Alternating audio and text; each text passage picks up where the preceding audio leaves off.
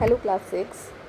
This is chapter 4. We are starting sorting out materials and objects. Objects and materials को sort out करके रखना यानी अलग अलग करके रखना grouping करके. Okay. Let's see. Have you ever wondered how the school librarian finds a particular book immediately, though there are hundreds of books of different subjects in the library?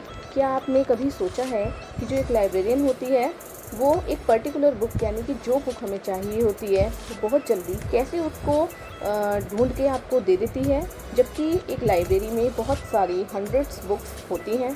Okay, अलग अलग सब्जेक्ट की बहुत सारी books होती हैं library के अंदर. फिर भी हमें जो एक पर्टिकुलर बुक चाहिए होती है तो एक लाइब्रेरियन उसको बहुत जल्दी से हमें लाकर दे देती है. You might have also been surprised with the quickness with which a chemist bring out a particular medicine out of thousands of medicines stored in the shop.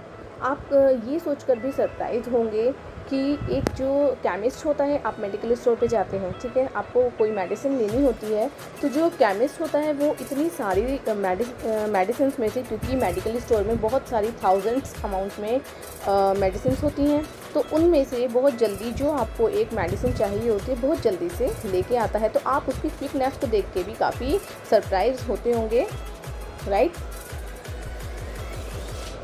Have not you noticed and asked yourself, why does a grocer usually keep all pulses at one places, all types of soap at another single places, and all types of biscuits together in one corner?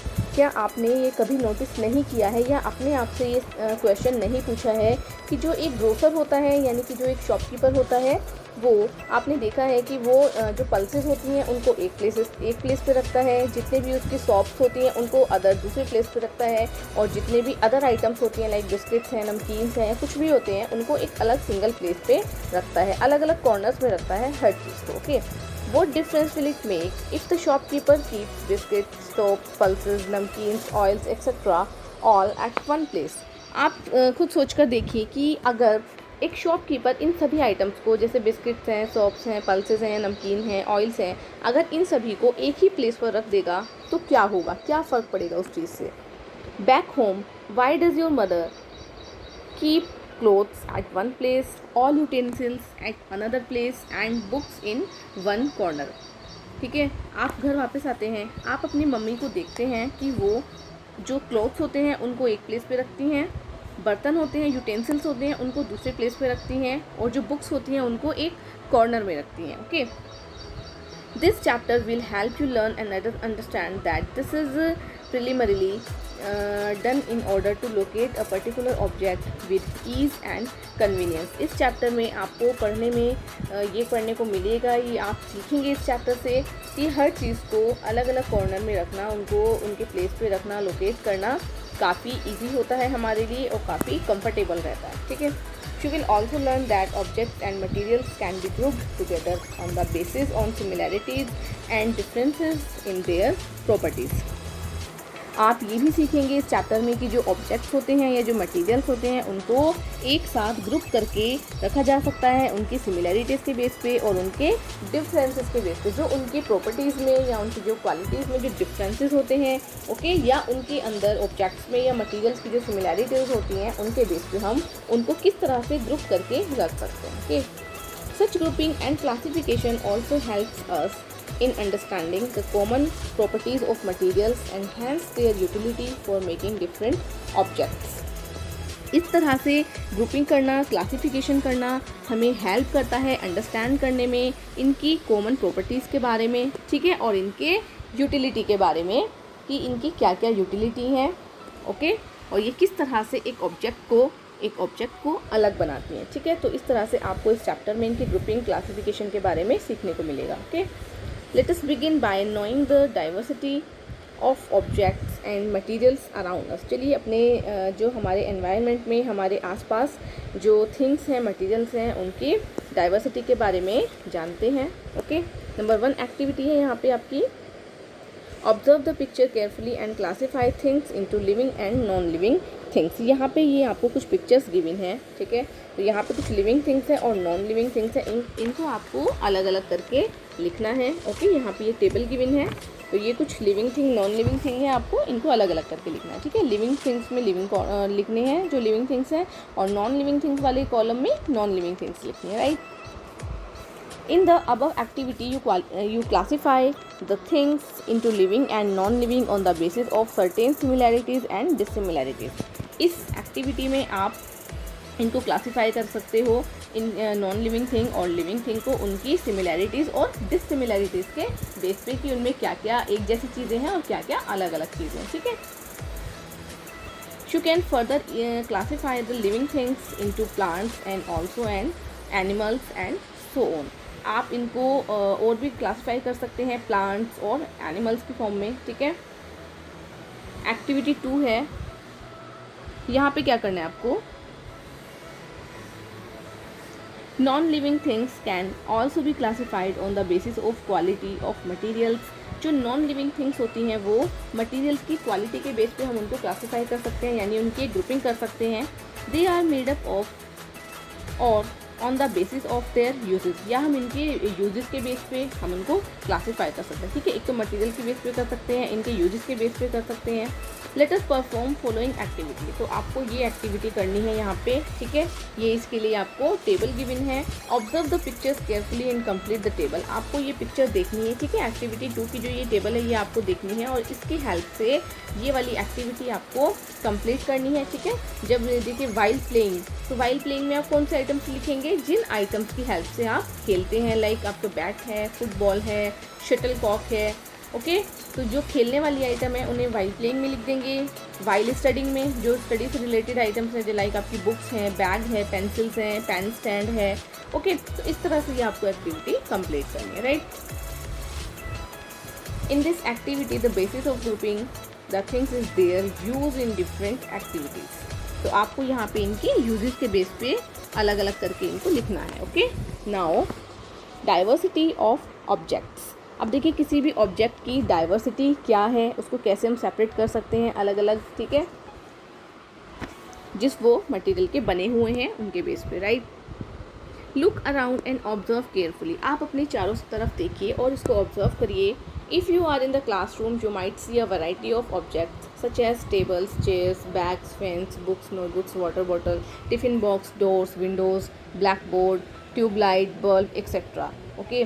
तो अगर आप अपने एक classroom में हैं तो आप क्या देखते हैं, बहुत सारी वैरायटी देखते हैं ऑब्जेक्ट्स की, यानी आपको बहुत सारे ऑब्जेक्ट्स देखने को मिल जाते हैं, जैसे कि टेबल हैं, चेयर हैं, बैग्स हैं, पेन्स हैं, बुक्स हैं, notebooks, water bottle, tiffin boxes, okay, doors, Windows, blackboard. तो ये सब आपको आपकी क्लासरूम में देखने को मिल जाता है, right. If you are at home, और अगर आप होम में हैं, अपने घर पे हैं, you might C clothes, utensils, bottles, buckets, clock, dining tables, toys, boxes, beds, television and many other objects. और अगर आप घर पे हैं तो आप अलग चीज़ें देखते हैं, जैसे कि क्लॉथ्स देखते हैं, यूटेंसिल्स यानी जो पॉट्स होते हैं वो देखते हैं, बॉटल्स देखते हैं, बकेट्स देखते हैं, clock, dining tables, toys, boxes etcetera. तो ये सब चीज़ें आपको घर पे देखने को मिल जाती हैं, okay.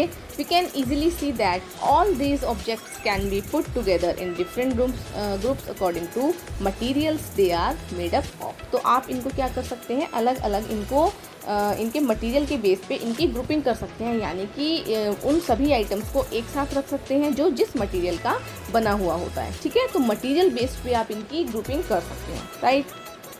Activity 3, what you have to do in activity 3, enter the above object in the following table in different group according to the materials these are made up of। तो आपको यहाँ पे इनकी ग्रुपिंग करनी है इनके मटेरियल के base पे कि जिस मटेरियल का जो भी आइटम बना हुआ है, राइट। तो 3 एग्जांपल्स तो आपको यहाँ पे करके दिखाए गए हैं, बाकी आपको ये कंप्लीट करना है, ठीक है। कि मेटल से कौन सा आइटम बना है तो वहाँ पे वो लिख देना है आपको, क्लॉथ से कौन सा आइटम बना है आपको वो लिख देना है, ओके। तो इस तरह से एक्टिविटी कंप्लीट करनी है आपको, okay. Now you can see from the above table that there is a variety of materials of which different objects are made up of। तो आप इस टेबल में देख सकते हैं कि यहाँ पे अलग अलग वैरायटी की ऑब्जेक्ट्स हैं, यानी कि जिस मटेरियल के वो बने हुए हैं तो उस मटेरियल के ऑब्जेक्ट्स यहाँ पे लिखे हुए हैं, right. Some of such common materials are wood, plastic, metal, glass, cloth and paper etcetera. तो यहाँ पे कुछ कॉमन मटेरियल्स हैं जैसे कि वुड है, प्लास्टिक है, मेटल है, ग्लास है या क्लॉथ है, पेपर है। तो इन सब चीज़ों के ये मटेरियल्स के ऑब्जेक्ट्स यहाँ पे बने हुए हैं। Okay, sometimes a single material is used for making different objects like leather is used to make bags, purses, shoes, belts etcetera.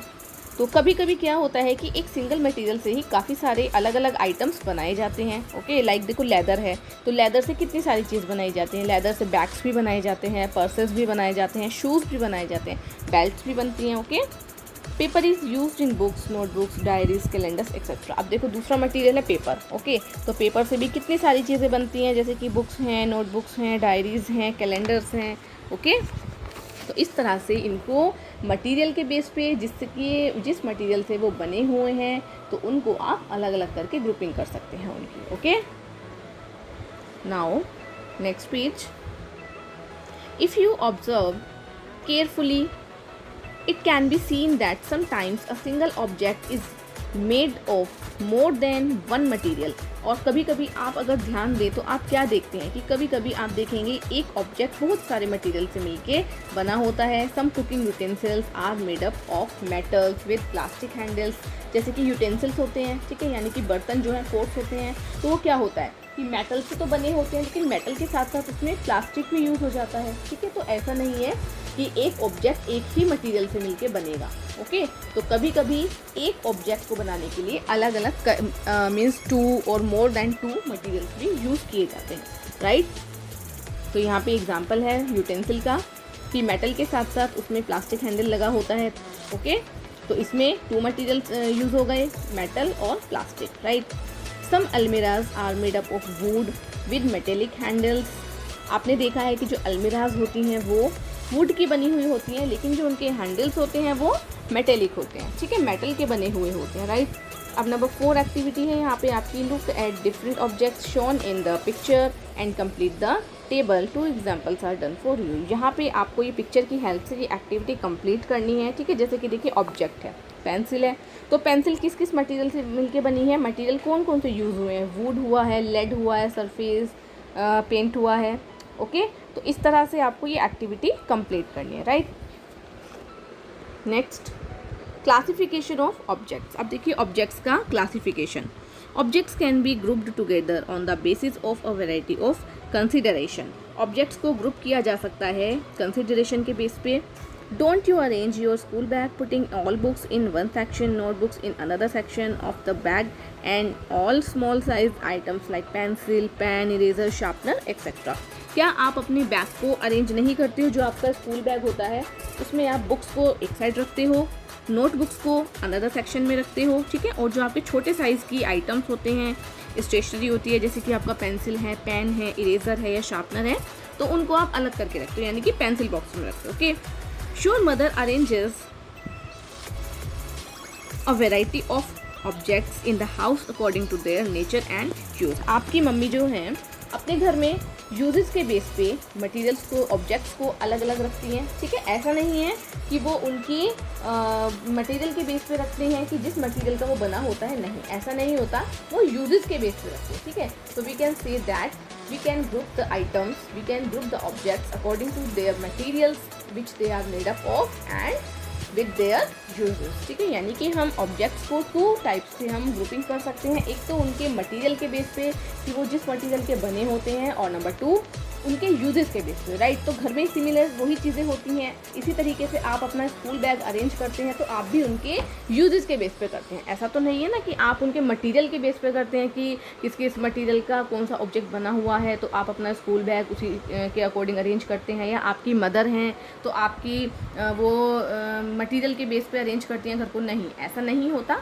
Uses के बेस पे करते हैं। ठीक है, आप अपना स्कूल बैग अपने यूजेस के बेस पे अरेंज करते हैं। ओके, क्योंकि जो आपकी स्टडी से रिलेटेड आइटम्स होती हैं वो एक साथ रखते हैं, ऐसे ही आपकी मम्मी हैं वो भी यूजेस के बेस पे ही घर को अरेंज करके रखती हैं। Okay, a librarian arranges books subject wise and alphabetically. Library में एक लाइब्रेरियन कैसे अरेंज करके रखती हैं बुक्स को? एक तो सब्जेक्ट वाइज रखती हैं, दूसरा अल्फ़ाबेटिकली रखती हैं। ओके, A to Z के according. Right, A chemist keeps different medicines in separate shelves according to their use, make or some specific consideration. तो एक केमिस्ट जो होता है वो भी अपने मेडिकल शॉप में जो अपनी मेडिसिन होता है वो भी उनके यूजेस के बेस पे अलग अलग यूजेस के बेस पे उनकी कंसिडरेशन के बेस पे उनको अलग अलग करके रखता है. Okay, now scientists study plants and animals by grouping these under different categories. Scientist की स्टडी भी जो प्लांट्स और एनिमल्स के बेस पे होती है वो उनको भी अलग अलग कैटेगरीज में ग्रुप करके रखते हैं. Right. Doctors treat their patients by considering different groups of diseases. Doctors भी क्या करते हैं, अलग अलग डिसीजेज के बेस पे ही पेशेंट को ट्रीट करते हैं. ठीक है, जिस पेशेंट को जो डिसीज़ होती है उसके अकॉर्डिंग उसको ट्रीट करते हैं. Right. Have you ever thought what is the purpose and need of such grouping. क्या आपने कभी सोचा है कि इस ग्रुपिंग की क्या ज़रूरत है, क्या इसका पर्पज़ है, क्या इसका एम है, ऐसा क्यों किया जाता है. It is interesting to note that such grouping is done because. ये काफ़ी इंटरेस्टिंग है, इसको आपको जानकर काफ़ी इंटरेस्ट होगा कि ऐसा क्यों किया जाता है. तो उसके लिए कुछ पॉइंट्स हैं यहाँ पे. Number 1, helps in sorting out the objects. इस तरह से हमें ऑब्जेक्ट्स को सॉर्ट आउट करने में यानी उनको फाइंड करने में हमें ईजी हो जाता है. Make it easier to locate any object quickly. जैसे कि ये क्या करता है, हमारे टाइम को सेव करता है. ठीक है, इससे हमें कोई भी ऑब्जेक्ट ईजिली मिल जाता है. To convenient to arrange things systematically. इससे हम थिंग्स को सिस्टमैटिकली अरेंज करके रख सकते हैं जो कि काफ़ी कंफर्टेबल होता है. उससे हमारे लिए काफ़ी कन्वीनियंट हो जाती है वो चीज़. Right. Helps to identify any object. किसी भी ऑब्जेक्ट को आइडेंटिफाई करना, उसको पहचानना काफ़ी ईजी हो जाता है, काफ़ी हेल्पफुल होता है ये हमारे लिए.